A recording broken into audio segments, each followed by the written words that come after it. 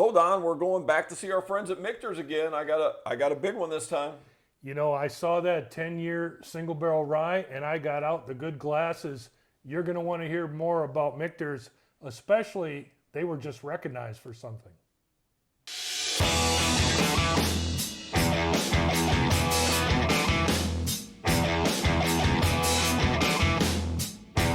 Hi, welcome back to this week's edition of What's New at Charlie's. Well, it's a big day. We've got out the crystal glasses at Don's here. I'm still holed up at Don's.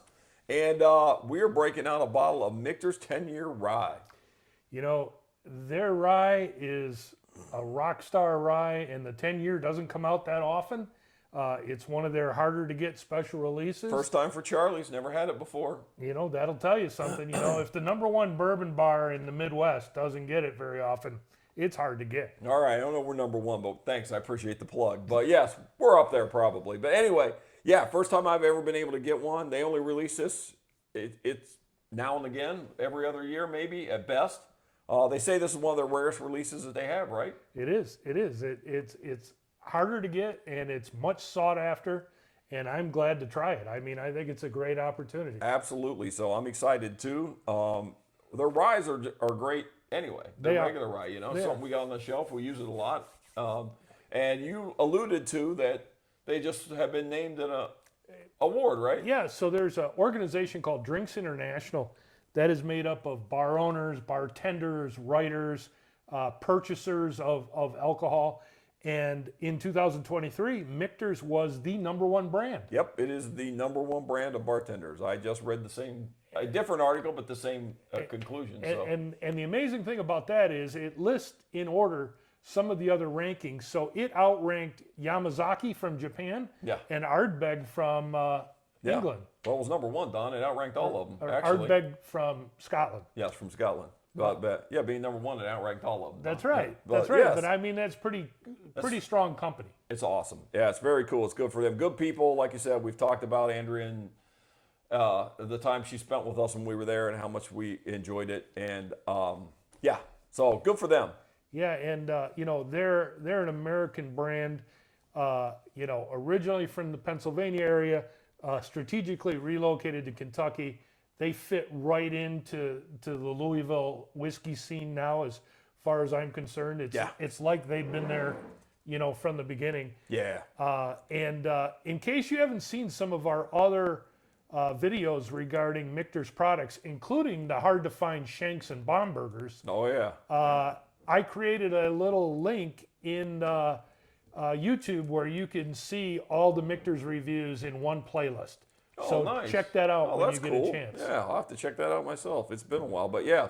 But we have had some great stuff from them, and we had some great times with those guys, and I cannot wait to try this one because I've not had this before.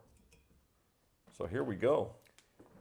That wasn't easy to open, but it is worth the work. A rare whiskey that you and I have, neither one of us have sampled. Yeah. So let's keep this ball rolling in 2024, huh? Drink a bunch of unicorns. Cheers, my friend. Cheers.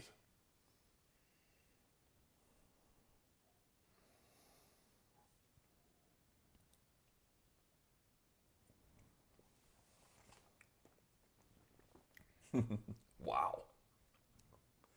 That's worth a good glass, Don. That is what I'm going to call the most mature rye whiskey I've ever tried. Oh, yeah.